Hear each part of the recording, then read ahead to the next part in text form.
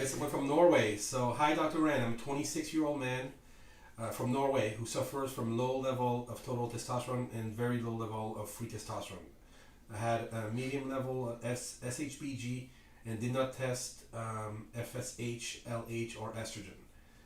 I've been to my GP several times who literally told me to masturbate more and eat more red meat.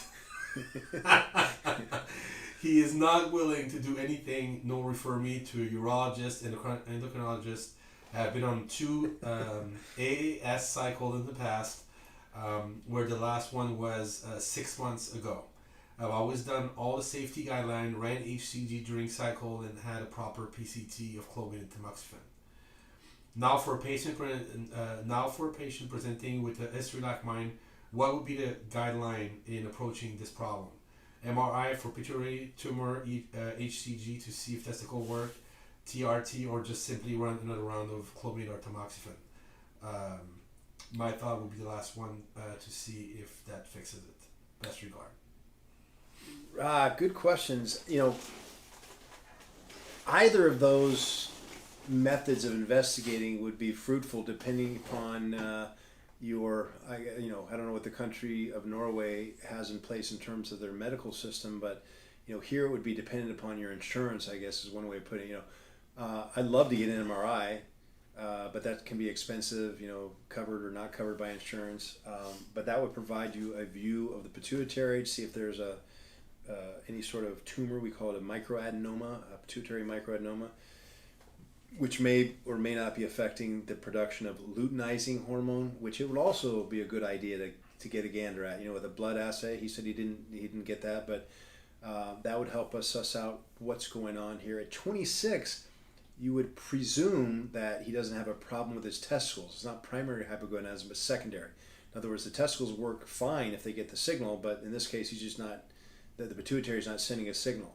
To get an FSH with that is always nice to have, just because we kind of get them bundled and we see if things are operating the way they're supposed to. But luteinizing hormone is really what you're looking at to see if the Leydig cells of the testicles are being stimulated to produce enough testosterone. Being 6 months post-cycle of some sort, especially at age 26, is more than enough time to see what the testicles are producing at this point without an effect of, I stymied their production for a while I was on something else.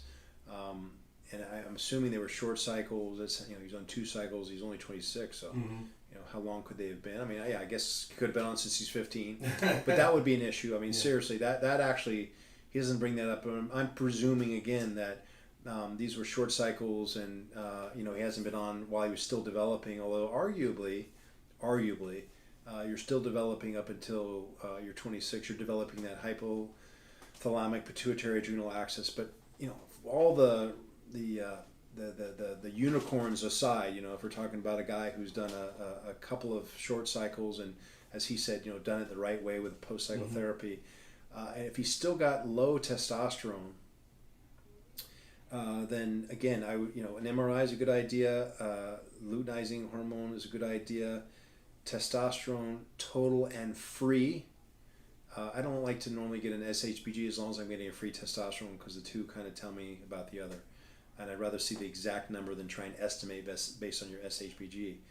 And then estradiol is important too, because what if his testosterone is low, his free testosterone, or his total testosterone for that matter, because he's converting a bunch of it into estrogen. We find out, oh, look, his estrogen's off the chart, which can happen when you do a cycle to some guys because your body likes to adjust, and all of a sudden you've got this, especially with this whole idea of blasting and cruising, where you use some ridiculously high dose of testosterone anabolic, and it goes to the roof in your body. The further you get away from the norm, or the what we call the homeostatic range, the further you leave that, the more your body overreacts to it. So if you're only this far away, you're not going to overproduce estrogen. If you are this far away, you're more likely to really convert more and more. So your body gets used to converting, and so sometimes after cycles like that, particularly when you're young, I find anyway, your liver keeps aromatizing more and more than it should. So you go back to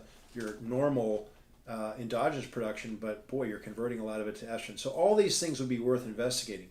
were there any other? I can't think of anything else that No, that's you it. might want to do to investigate, and then again treat accordingly. Eating more meat. I'm not even touched the masturbating one. I have no idea how that would help. Although there's probably something that they found, and I'm saying this respectfully, something we haven't studied yet. I mean, can you imagine? No, I mean, it's probably. I'd like to know the answer to the question. In Chinese medicine, which again, I'm Doctor of Chinese medicine, so I definitely respect traditional Chinese medicine. There is probably some science, or some discovery or something to the medicine that's been around for arguably 5,000 years that says that will do something for you. We just don't have any Western studies because I doubt that they've been able to recruit, masturbators, in sufficient number. Although maybe they'd be easy to do to find that many, but to study the effects on testosterone production. But there may be something to it, is what I'm trying to get at. Yeah.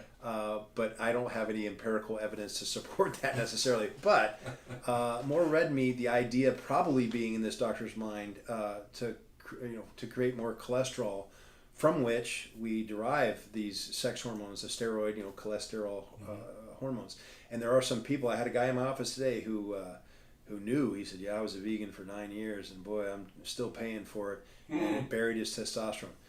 Vegans can still produce plenty of testosterone. Don't get me wrong, but the misuse of it's a much harder diet to subscribe to. Sometimes it can affect people because they get so few saturated fats and other other fats, such that there's not enough cholesterol there to make the hormones from which are made, the cholesterol. So from which we don't have enough cholesterol from which those sex hormones are made. So let's see, in this gentleman's case, the red meat, I don't know if that's a good idea or not. The masturbating, again, I don't know if it's a good idea for you or not. But in terms of getting your testosterone levels up, I would get assays at least of what I suggest is probably missing.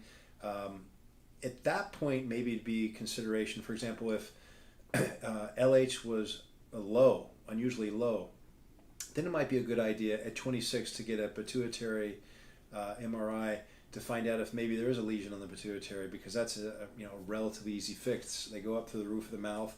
Pituitary is a little stalk about yay big at the base of the brain. It's almost like a dental procedure, more than that, but they get rid of the microadenoma, and boom, he gets a normal for a 26-year-old or for him level of testosterone. But that'd be worth investigating. Again, we need to. Has this always been the case? I mean, why did you start at a relatively young age of doing this sort of thing? Was it because you felt crappy, or were you just trying to put on some extra muscle mass? Yeah. Did you have signs of hypogonadism, in other words, before this? Do you have any prior labs? But that would all lead to the decision-making process of, okay, what do we do next? But I think it's pretty easy to say, start with some assays for some of those missing numbers and then proceed from there. And again, maybe find a different doctor who's a little more willing to go down that route and not stop at what this guy recommended. Yeah. Thank you, Doc.